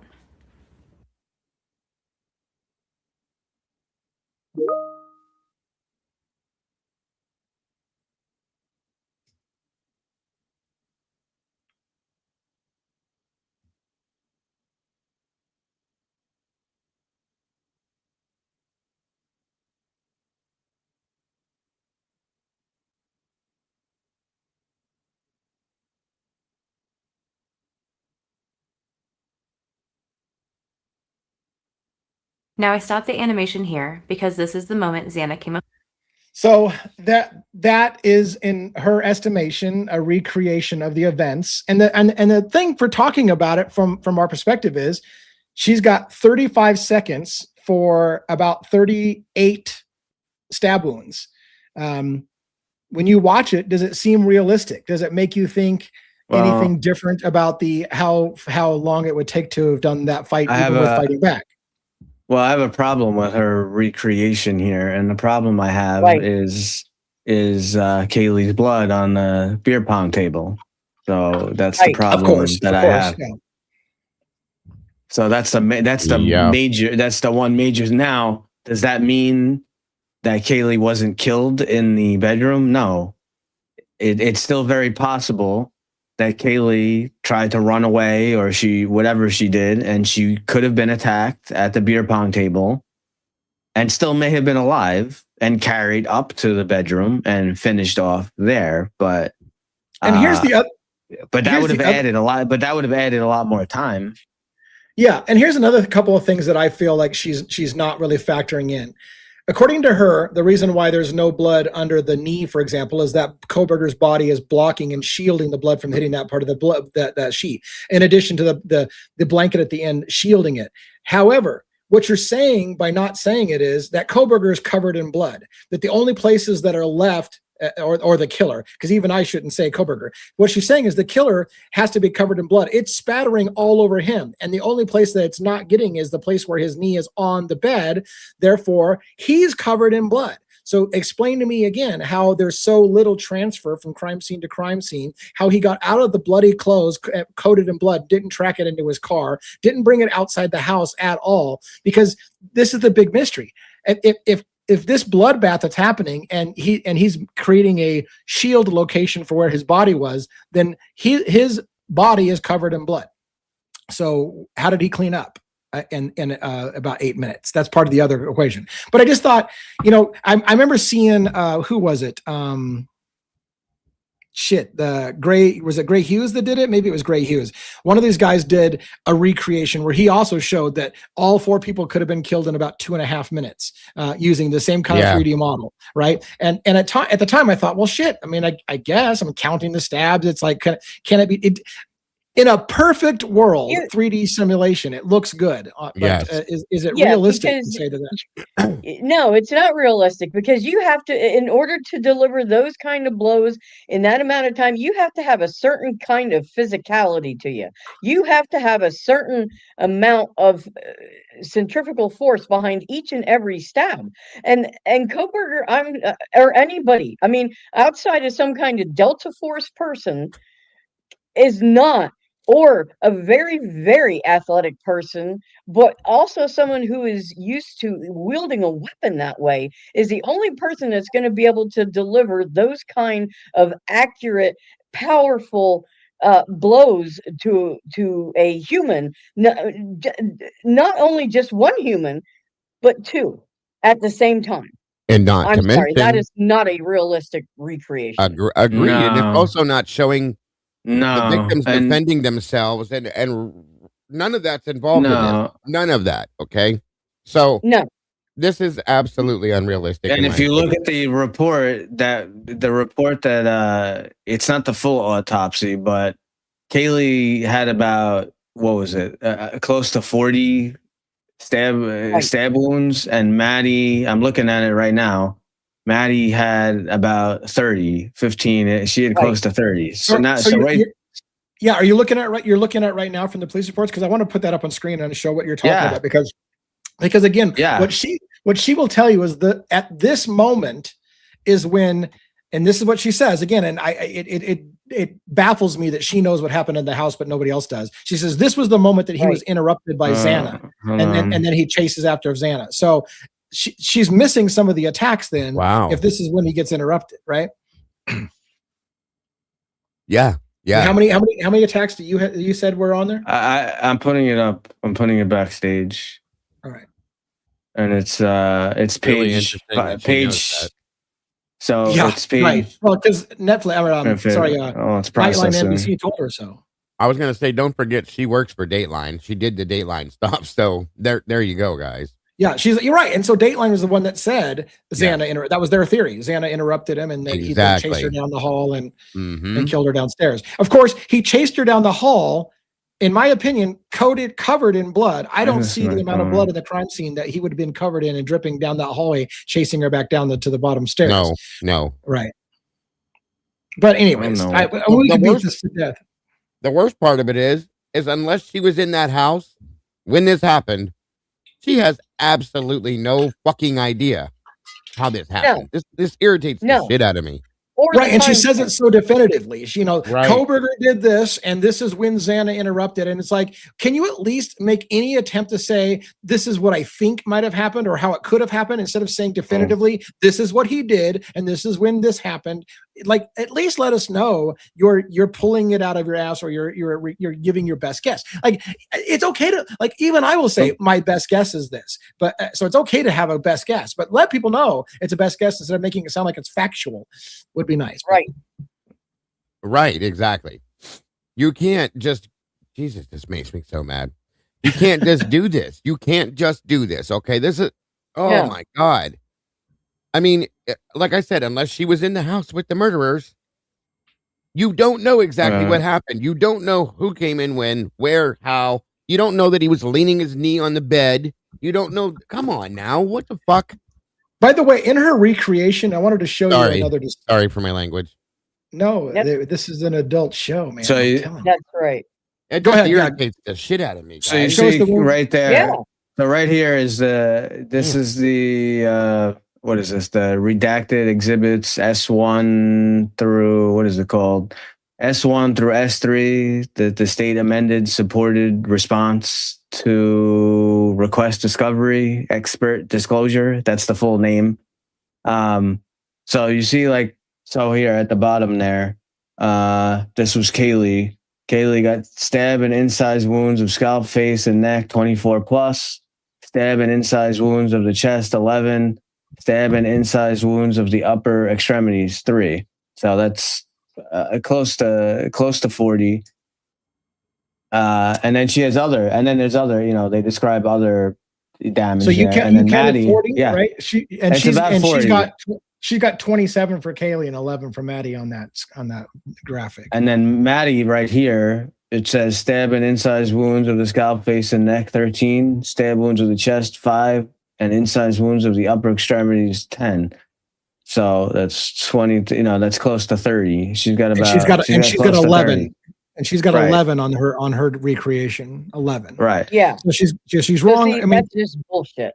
right. And that's from there, and that's from the official document. By Xana. So did he keep stabbing the girls for a while before chasing Xana down the stairs, or what's your story at that point? I also wanted to point out one more thing in this video because I don't know if it came out in the forensic. Remember, okay, this is going to get a little graphic. The whole thing's graphic, right? Right. Kaylee had so there was discussions about what happened to Kaylee's mouth and whether or not she had been gagged or whether she had taken damage to the mouth and whatever. I want you to watch the recreation. There's two things that I wanted to address just from her recreation. In her recreation, you will see the killer switch hands on the knife and basically punch Kaylee in the face with a couple of stabs coming from a different direction. So watch when he's attacking Kaylee in this recreation. He'll have to switch hands on the knife and hit her from a different direction to get those stab wounds to the face. So I wanted to kind of just show it because I don't. If I remember right, we're going to see that. Let me put it back on screen. All right, here we go. From there in my next video, where we will go over all that, including the. That was out when she's done. Let's back up to right there. Were simply sleeping, and Koberger was standing over them. He formed a plan in his head, knowing he would have to act fast to attack them both at the same time. So watch his And that's hands what he when he did. switches weapons. Here's how this is believed to have played out.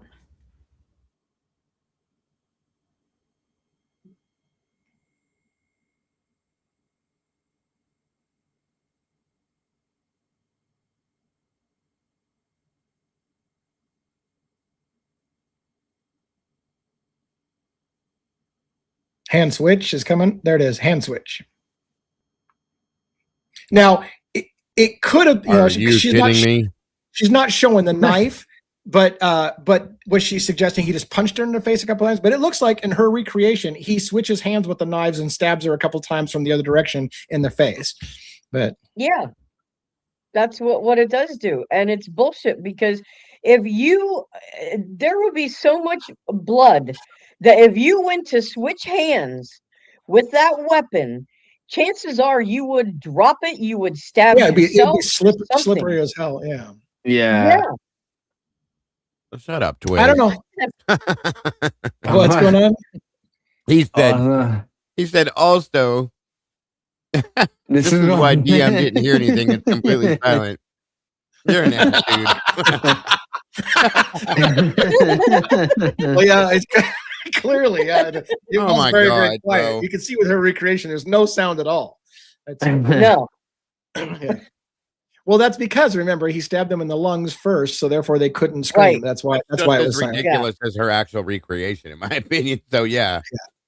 I mean, That it's was real good. cool and sciencey up to a point, right? And but then Yes, it yes. starts to fall apart under scrutiny, I think. But Yeah. It's ridiculous. Come on. And it's done by someone. Now I don't know her background, but I'm going to guess does not have knowledge maybe of actual like the mechanics behind stabbing someone with that kind of force. She looks like she's know. like a graphic artist, is what I believe she does. I mean, what else does she Right. have credential wise? that's what Right. I'm gonna look up on the fly. So while you guys keep talking, Right. let me see if I can find out. real quick. Yeah. Well, Yeah, I just- her I her think that's timeline is off completely right away. ridiculous. Yeah. Well, I yeah, mean, her time. So And like again, and we like, don't know again, that is it- Xana went upstairs.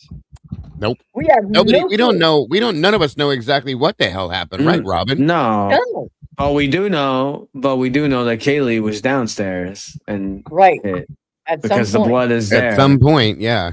Yes. Right.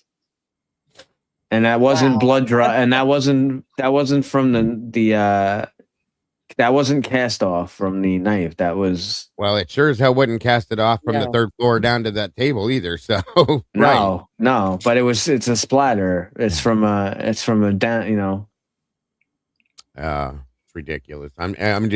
Here's the thing: just like as much as the reenactment that was done by Payne, you're not in that situation. There's no defense happening. There's no moving around.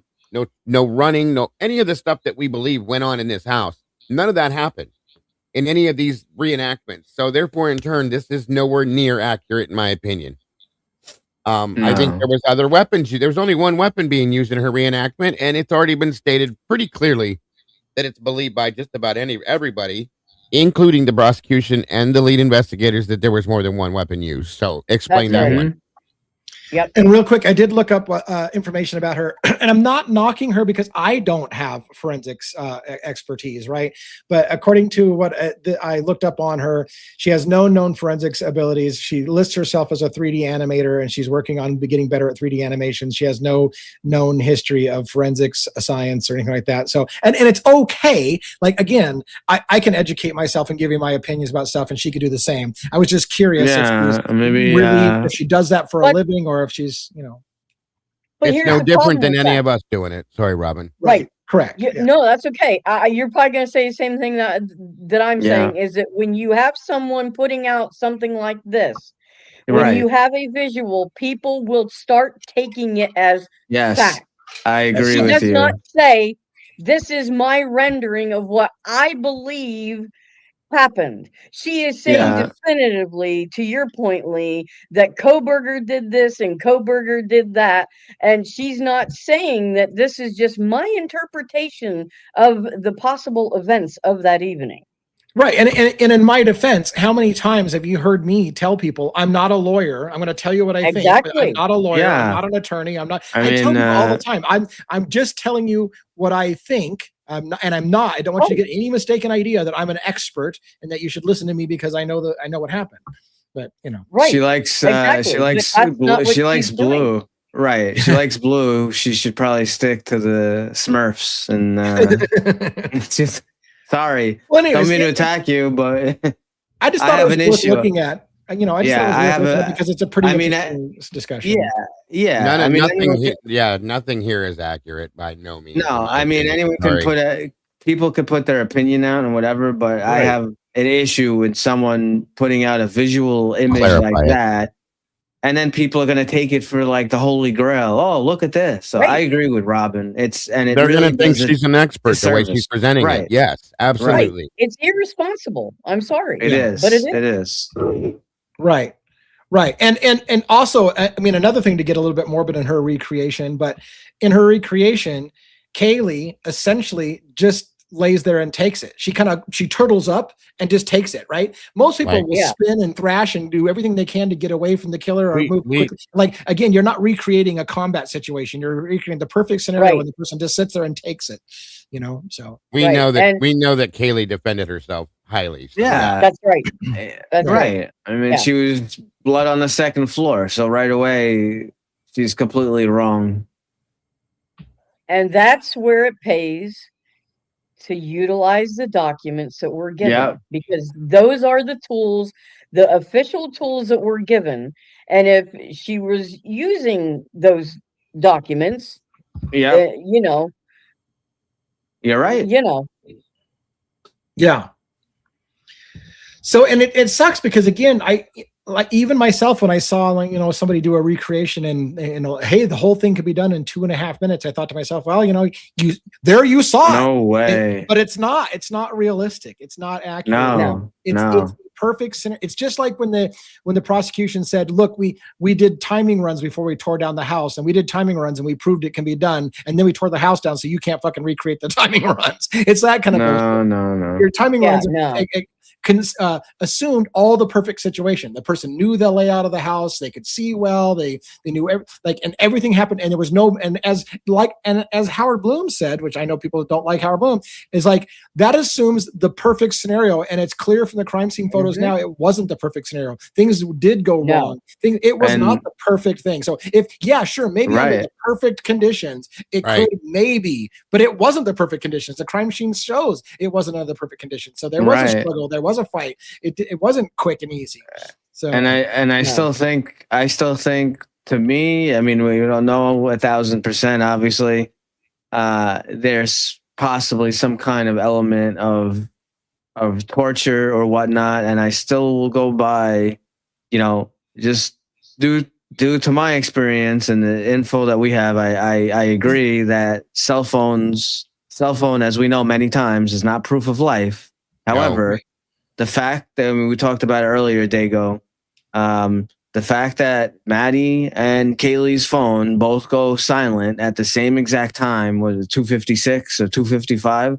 I believe that is when the incident started for them. I'm not saying they were killed at that time, but that's when whatever happened with them. Yeah, they were held or something happened. I don't believe that they just both all phone activity just stopped. They weren't sleeping. Let me add to that real quick. And this is a really good point that one's making, you guys. We talked a little bit about this earlier, and I didn't get to say this part to it, but think about this for a minute. Okay. The entire night that we watched Kaylee and Maddie together, the Corner Club, the video we saw there, Kaylee is on her phone the whole time. The walk to the grub truck, Kaylee's on her phone the whole time. As Kaylee's standing at the grub truck, she's on her phone the whole time. Okay, so I'm not going to believe that once Kaylee got home, all of a sudden at 2:56, she said, you know what? My fingers are tired. I'm done with the phone. Okay? Right. There's no way you're going to ever fucking make me believe that. Yeah. So, with what and then you add Maddie to it too. Yeah. Well, yeah, but I'm just pointing out that because we don't see Maddie on her phone that much, but the point that Kaylee's always on her phone is a good visual. Okay, so therefore, in turn, it makes absolute sense that something, I don't know what it was. I don't know if it was the murder. I don't know if it was them being taken hostage, whatever you want to call it at this point, torture, whatever. Something started to happen at this point. Mm-hmm. It has to have. Okay. I don't believe that Kaylee passed out and went to sleep at this point.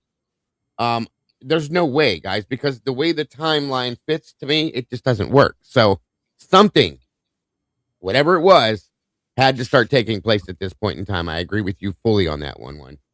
Yeah.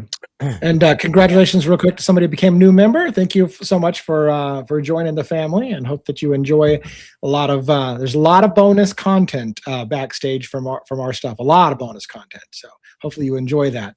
And if you want to go to sleep, by the way, we were talking to Robin and I were talking about that I do book readings. Like I read and commented. I commented on large sections of the entire book from Howard Bloom, When the Night Comes Falling. So if you want to go to bed at night and you just want to hear me talk about it, slow it down, put it on like 0.5 speed, and maybe my dulcet tones can put you out as I talk about. I thought, God damn it, Howard Bloom.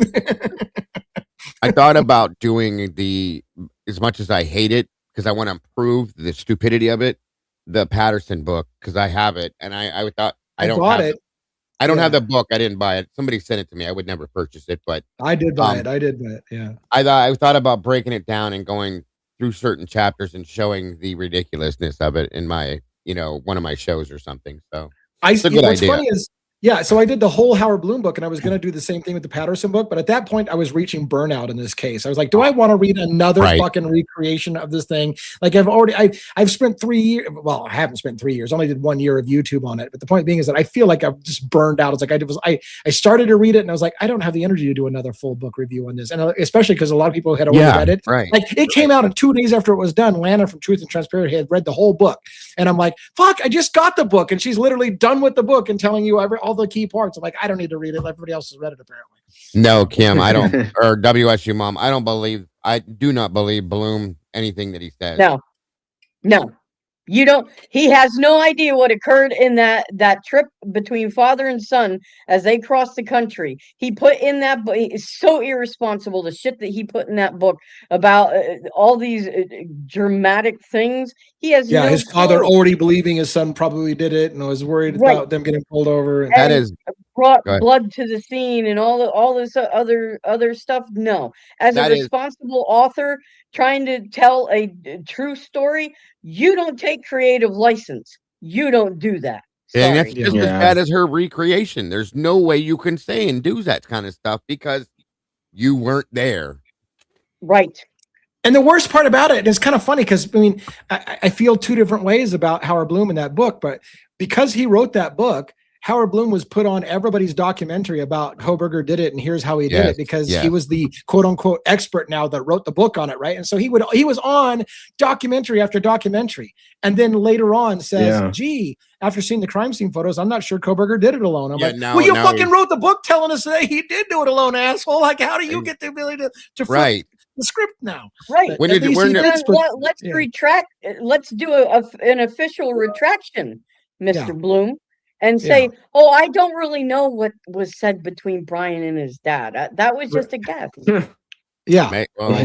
Keep riding that bicycle backwards, sir, because you're doing a great job at that now.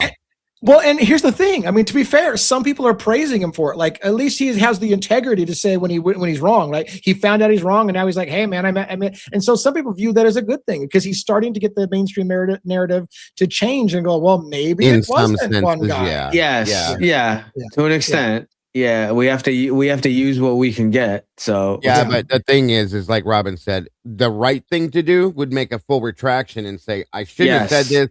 I should have said this, and this instead," but he didn't yet. So we'll see. And real quick, I see what's going on in the chat, and I haven't had to do this in a while.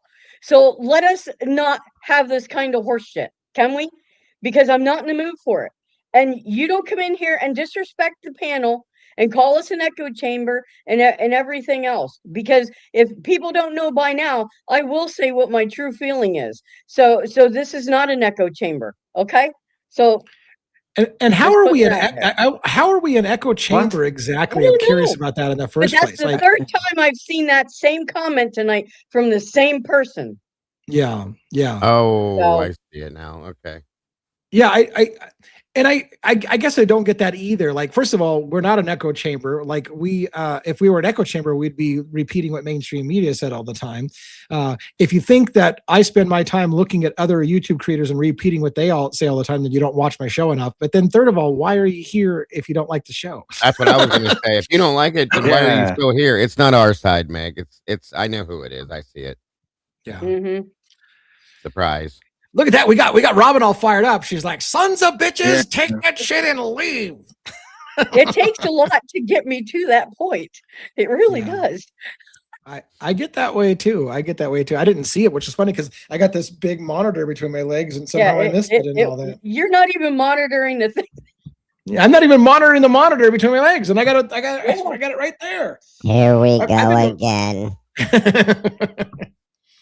Well, anyways, I don't have anything else. I mean, we did a pretty good discussion, just kind of free flowing kind of thing. Do you guys want to talk about any other topics before we close out tonight? Anything on your mind? Any other cases? Noah Pressgrove, anything new? Nancy Guthrie, anything new?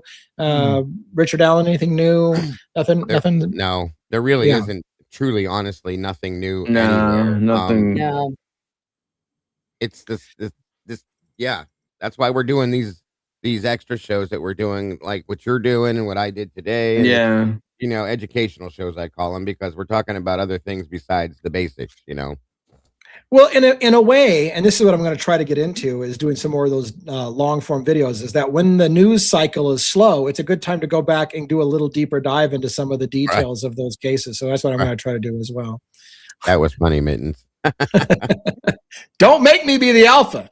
Don't make me do it, Rob. That's what Lucy said. Don't make Robin do it. Yeah.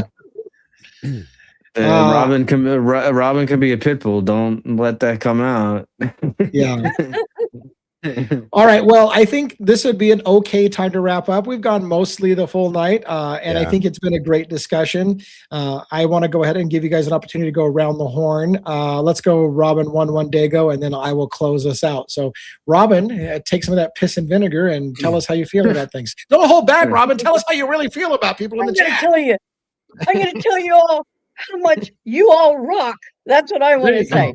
There you go. But yeah, so no, seriously though, you guys really are amazing. I don't have to get that way too much anymore, but every so often, and after the third time I saw it. But anyway, I digress. But thank you, each and every one of you, for coming out tonight while we're here live. And for all of you guys on the replay crew, we appreciate you as always.